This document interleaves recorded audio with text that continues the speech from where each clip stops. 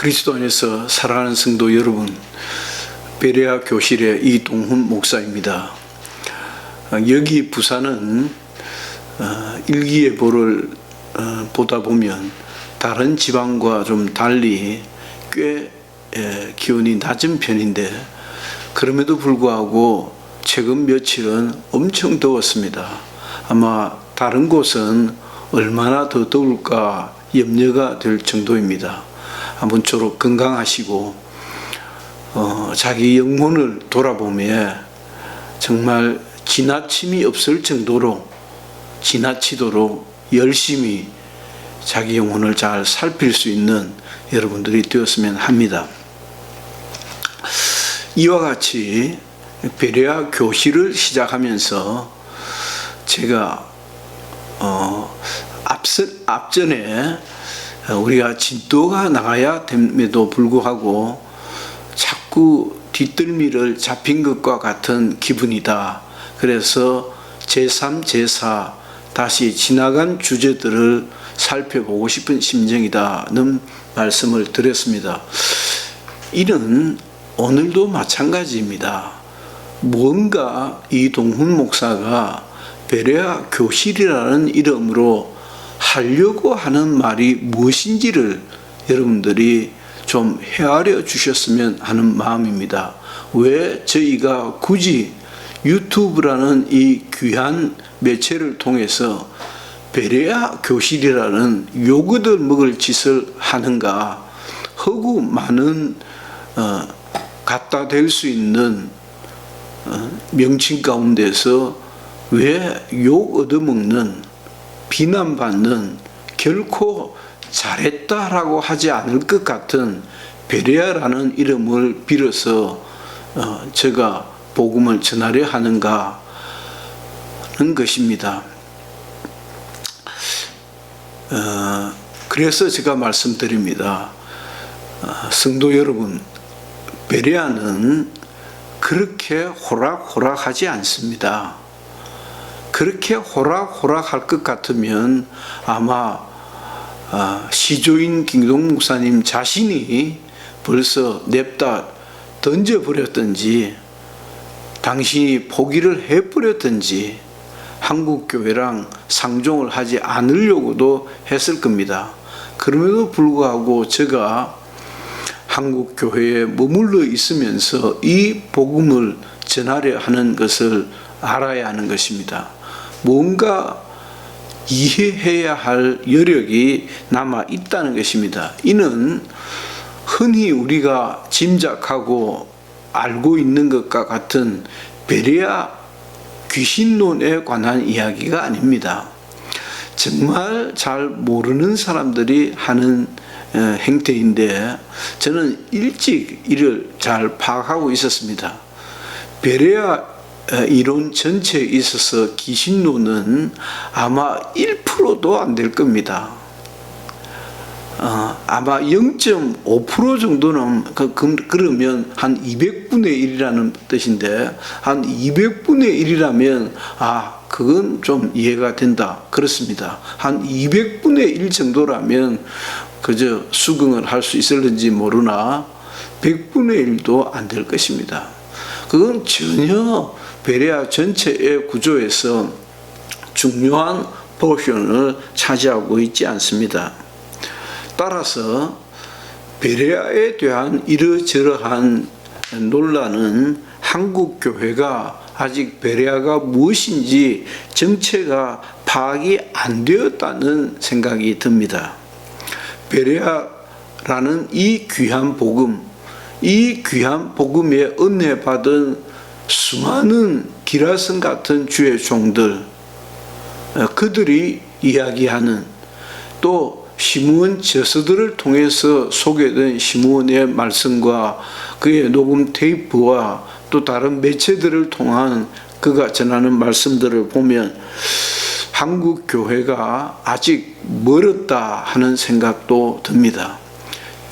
복음에 대한 접근과 이해, 느낌이 다르다는 것을 인정하지 않으니까요.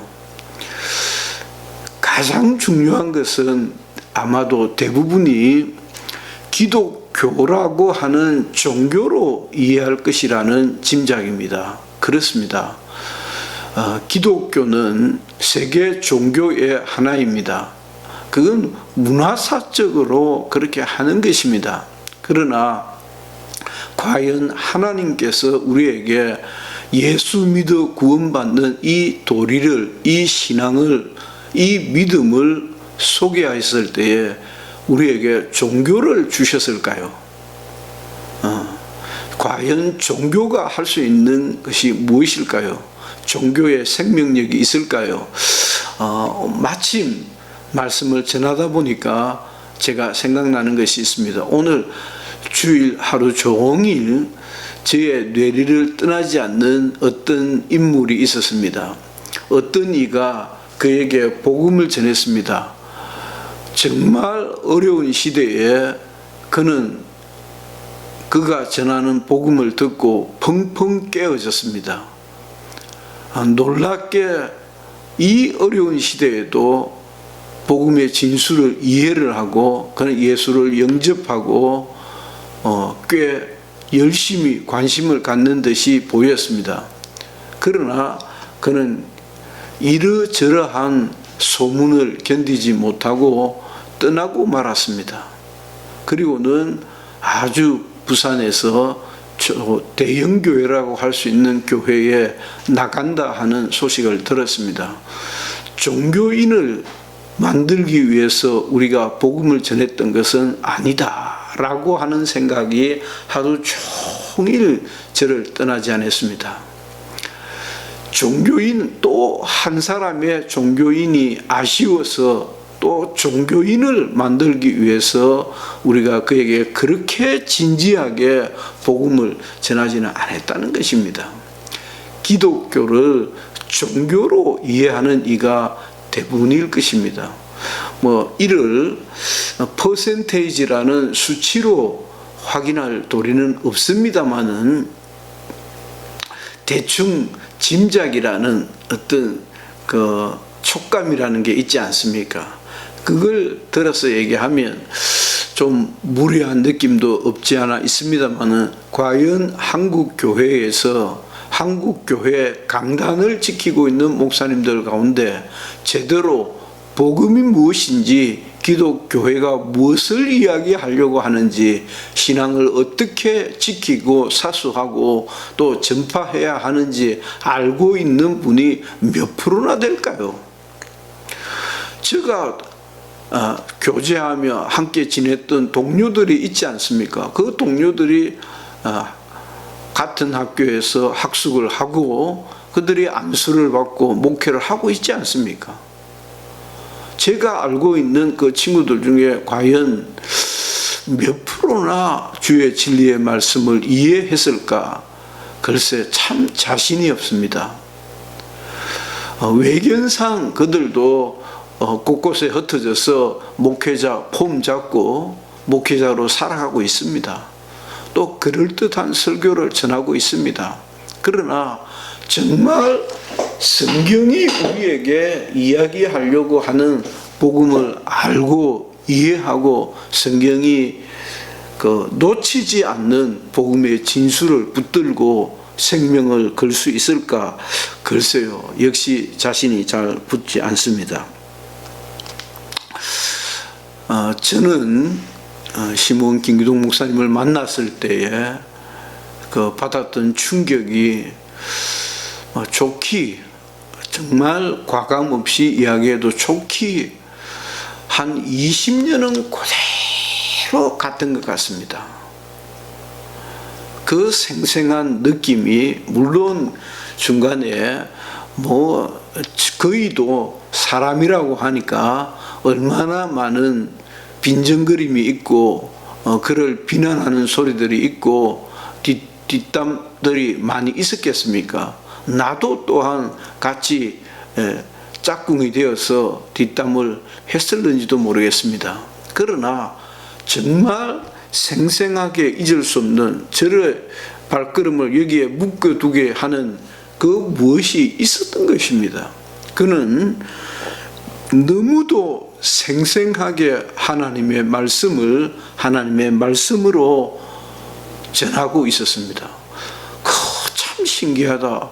성경이 하나님의 말씀이라고 한국 교회 같은 보수 교단에서는 대충 다 그렇게 알고 있는데, 그러나 그가 느끼고 받아들이고 체험하는 것은 뭔가 우리와는 결이 좀 달라 보였습니다.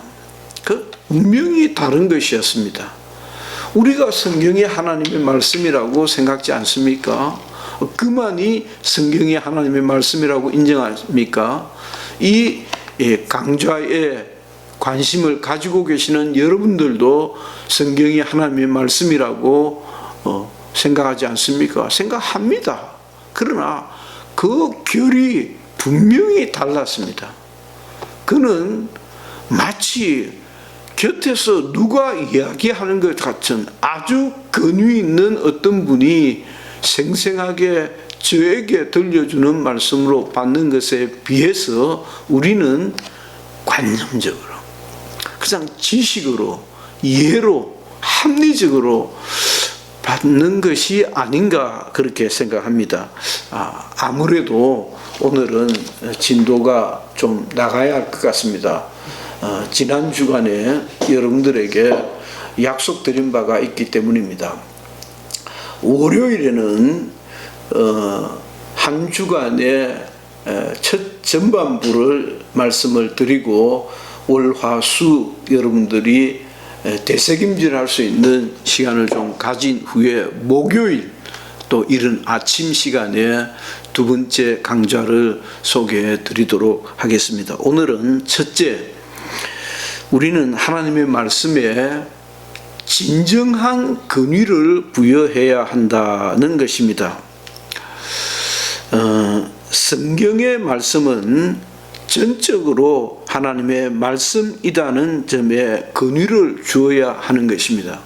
글쎄요, 다시 제가 헛웃음이 나오도록 이런 기분인데, 아니 또 방금 전에도 이야기했지 않습니까? 아니 누가 성경이 하나님의 말씀이라고 권위를 주지 않느냐? 권위를 준다고 생각하죠. 권위를 준다고 생각하는 것입니다. 그러나 따지고 보면 그는 우리들 대부분은 제대로 권위다운 권위를 주고 있지 않다는 것입니다. 그런데 그분은 진짜 그런 권위를 주더라고요. 이것이 저만의 차이인지 모르겠습니다. 아마 그렇다면 무척 다행입니다. 그러나 그것이 저만의 우려나 차이가 아니라 정말 제 주변에 있는 대부분의 우리들은 권위다운 권위, 생생한 권위, 제대로 된 절대적 권위를 부여하지 않는 것에 비해서 그 양반은 성경은 하나님의 말씀이라는 것에 제대로 생생한 권위를 부여하고 있었습니다. 두 번째는 설명은 좀 이따 드리겠습니다. 성경의 말씀을 인정해야 된다. 또 얘기합니다. 우리는 인정 안 합니까? 우리는 인정 안 하고 예수 믿습니까? 우리도 인정하지 않습니까? 그런데 그 어찌된 판인지 우리가 인정하는 것과 시몬 김기동 목사께서 인정하는 것은 역시 뭔가 그 톤이 다르고 결이 다르고 강세점이 다르더라는 것입니다.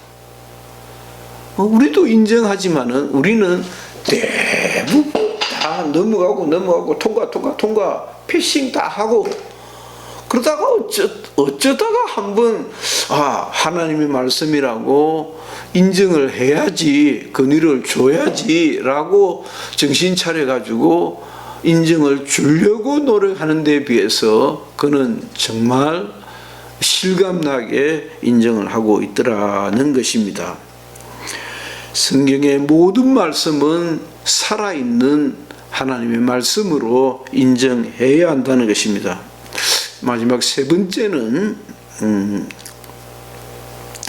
성경을 대하는 우리의 태도입니다. 경건함이 묻어 있어야 한다고 그는 주장합니다. 성경의 말씀을 대할 때 마치 인격을 대하듯이,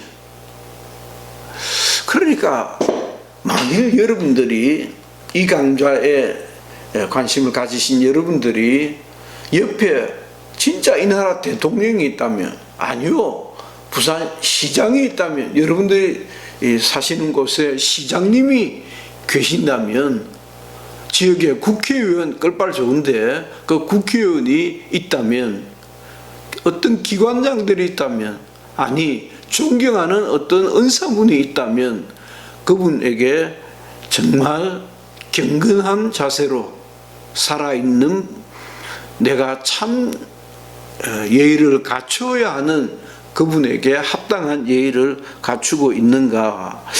글쎄요, 우리가 하나님의 말씀을 대할 때 인격을 대하듯 해야 한다는 것입니다. 인격을 대하듯 해야 한다는 것입니다.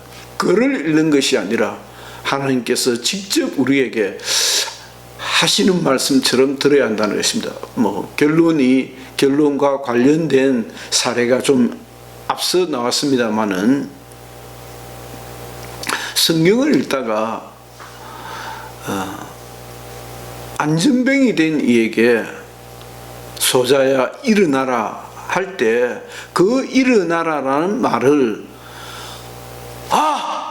일어나야 되는구나 라고 안전병이 된 어떤 이가 성경이 일어나라 라고 할 때 바로 나에게 하시는 말씀같이 안전병이 된 자기를 잊어버리고 하나님의 말씀이 임하여 내가 일어나야지 하는 순간에 저는 일어날 수 있다고 생각합니다.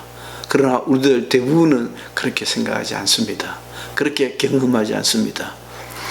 지난 몇십 년 동안에 저에게도 빗발치듯 이적과 표적과 능력이 나타난 것은 아닙니다. 저는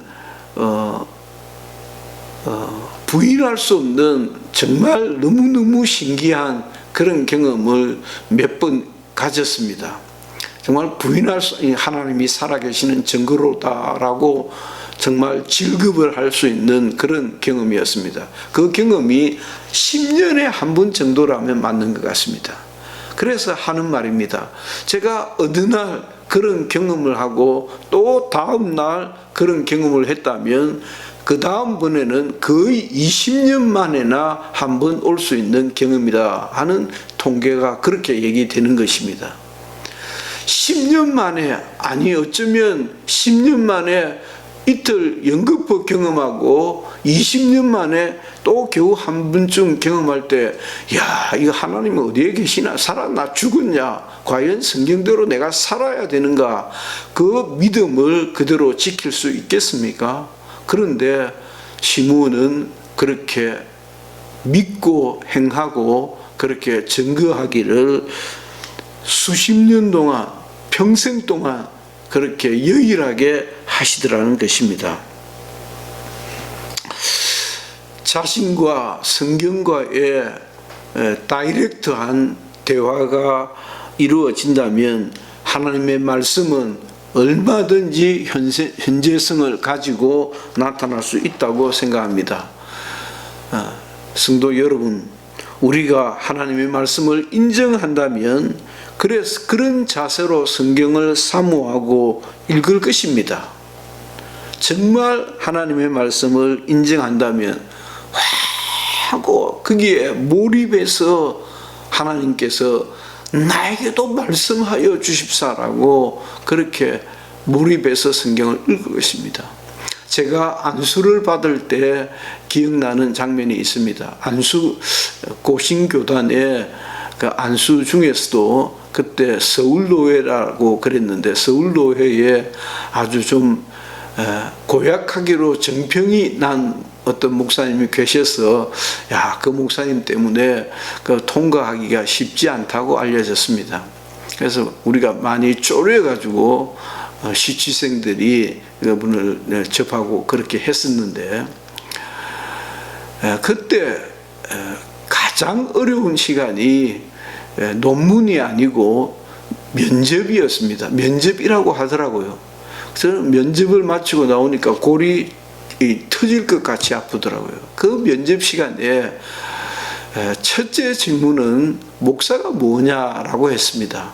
그래서 거기에 대한 답을 했었고, 이 질문은 하면 안 되는데 라고 했던 질문이 두 번째 질문이 있었는데 마침 두 번째 질문을 하시더라고요. 성경을 몇 번이나 읽었느냐. 내가 목사가 될 사람인데 목사가 되는 자리에서 거짓말을 할 수도 없고, 아니 목사 될 사람이 목사 될 시치 면접을 하는데 어떻게 거짓말을 할 수 있겠습니까? 그래서 이 멍텅구리 같은 이 대상이 하는 말이 신구약 성경 한 두 번 읽고 신약 성경 한 4번 읽었다고 그렇게 대답을 했습니다. 한 두 번, 한 4번 읽었다는 말은 정확하게 제대로 정독해서 또박또박 읽은 적이 없다는 말 아니겠습니까? 그랬더니 면접을 하시는 목사님들도 뭐 껄껄 웃는다든지 무슨 그런 대답이 있느냐라고 책망을 한다든지 그렇게 하지 않고 그러냐라고 하면서 그럼 안수받고 성경 많이 읽으라고 하더라고요. 그래서 저는 그때 속으로 아주 쌍말로 욕을 했습니다. 정말 그때 마음으로 욕을 했습니다. 뭐라 욕을 하면서 저것도 안 읽으면서 난 우리 교수님들이 그렇게 성경에 몰두하여 있는 것을 보지를 못했습니다. 그러니까 저것도 안 읽으면서 내보고 읽으라 한다고 그랬었거든요. 그리고 그 이듬해쯤에 제가 김동 목사님을 만나고 제 인생에 가장 기도 많이 하고 전도 많이 하고 그리고는 2시간만 자야 되겠다. 또 그분이 2시간 잔다고 하길래 2시간 자고도 견딜 수 있다 생각하고 2시간 잠이고 나도 성경 읽고 기도하고 전도하러 돌아다니면서 그때 그 바쁠 때에 성경 1독 이상씩을 수년을 그렇게 했었습니다. 정말 성경이 송이꿀보다 더 달다는 느낌을 그때 비로소 조금 맛보았습니다. 성경을 얼마나 정직하게 대면해서 봐야 한다는 것을 그때 처음 알았습니다. 목사가 되고서야 그때 처음 그 감미로운 맛을 알기 시작했던 것입니다. 그러니 얼마나 드립니까? 주위에 대부분의 친구들이 목사요, 사역자들이요, 제법 목회도 잘하는 사람들인데 그러나 그들이 그렇게 하지 않았습니다.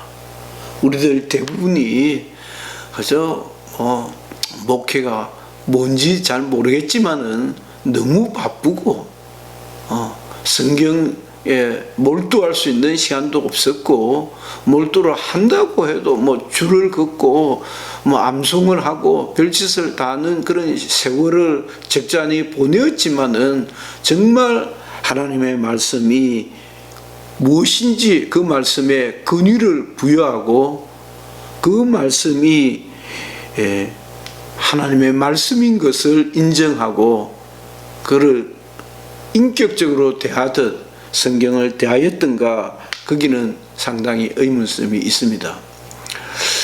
오늘도 여타의 또 격가지스러운 말씀들을 드렸습니다만은 조금 더 이어서 말씀을 드리면 2가지 성경을 대하는 자세를 좀 더 말씀드릴까 합니다. 첫째는 성경을 대할 때에 성경에 전문성이 있어야 한다는 것입니다. 한 우물을 파듯이 성경을 읽을 때 하나님의 말씀이라는 근위를 주고 읽으며 하나님을 대하듯 경건한 자세로 성경을 대해야 한다는 것입니다. 전문성을 가지고 확실한 전문성이 있어야 그래서 성경을 다독하는 것도 중요하지만은 제 스타일도 그렇고 특별히 김기동 목사님도 그런 말씀을 제법 자주 하시던데 저하고 그 취향 스타일이 아주 일치하더라고요. 차라리 여러 권을 읽는 것보다 한 권을 여러 번 읽는 것이 어떨까라는 말씀을 그분이 여러 번 하셨습니다. 나도 그 점에도 동의합니다. 왜냐하면 한 권을 관통하게 되면 그 주변의 것을 함께 읽어낼 수 있기 때문인 것입니다. 공부를 해보면 우리가 좀 그런 경험이 있지 않습니까? 성경은 다 한 것 같아요. 그래서 성경의 어떤 한 성경에 딱 관통이 되면 성경 전체가 아하 하고 이것이 트랜스폼 되면서 셋업 딱 될 수 있다고 생각합니다. 그와 같은 아주 정독을 하면서 깊이 성경을 이해하는 것과 같은 전문성입니다. 그와 관련해서 예를 들면 만일 도적이 돈을 훔쳐가지고 그것을 가지고 밥을 사 먹습니다. 밥을 사 먹습니다. 장사꾼은 그 도적이 그 돈을 지불하는 사람이 도적이라는 것에 신경 안 씁니다. 그의 현찰이라는 것을 보고 도적에게 밥을 줍니다. 이거 참 중요한 것입니다. 도적이라는 그 인물의 인격이 중요한 것이 아니고, 다시 말하면 성경을 대하는 어떤 인물의 인격보다도 성경 그 자체의 권위를, 그 성경 그 자체에 대하여 그 도적이 하고 하나님의 말씀을 어떤 부분에서 깨달은 거죠. 그럼 그 도적이 예수 믿는 것입니다. 도적도 예수 믿는 것입니다. 죽을 놈이 도적도 예수 믿어 삶이 바뀌고 영혼이 은혜를 받는 것입니다. 왜냐하면 하나님의 말씀이 살아있고 그 말씀의 권위를 인정하고 대할 때에 그 말씀에 그 도적은 도가 튀인 것입니다. 또 하나는 이 성경은 예수에 대하여 일관된 모습을 보이고 있다는 것입니다. 너희가 성경을 상고하느니와 이 성경이 내게 대하여 말씀하시는 것이다 라고 했습니다. 성경에는 제가 그랬습니다. 13살 6월 달에 예수를 믿어서 사춘기가 시작되는 때이지 않습니까? 꽤 조숙했었는데, 그래서인지 성경을 이제 처음 딱 되었을 때 요셉이 그렇게 눈에 띄었습니다. 보디발의 아내의 유혹을 떨쳐버리는 요셉이 굉장히 멋있더라고요. 그렇게 해야 된다라고 생각이 들었어요. 그리고 중간중간에 아브라함과 이삭과 야곱 등등에서 나타나는 그냥 성적인 스캔들들에 관심이 가고 그걸 풀어가는 성경의 어떤 방법들이 또 제법 흥미롭기도 하고 그랬습니다. 그러나 성경은 아브라함의 이야기도 아니고 그의 아들 이삭의 이야기도 아니고 야곱의 이야기도 아니고 노아의 홍수를 저는 아주 의미 있는 구약 성경에 나타나는 가장 중요한 예수 그리스도에 대한 예표를 그리는 것이 아닌가 생각하는 사람임에도 불구하고 노아도 성경의 주인공이 아니고 그냥 예표일 뿐이죠. 방주도 아니고 모세도 아니고 엘리야도 엘리사도 아니고 시편에 나오는 많은 이야기의 주인공 다윗도 아니고 결국 성경은 예수를 이야기하고 있는 것이다 라는 것을 그를 만났던 그 첫날 둘째 날 그걸 보이더라고요. 구약 성경이 왜 모형이고 그때는 모형이라는 것도 몰랐지만은 결국 구약 성경 39권이 이야기하고 있는 것에 숨겨져 있는 예수 그리스도를 이야기하는 것이다 라고 깨달아졌습니다. 베레아 교실의 이동훈 목사였습니다. 감사합니다.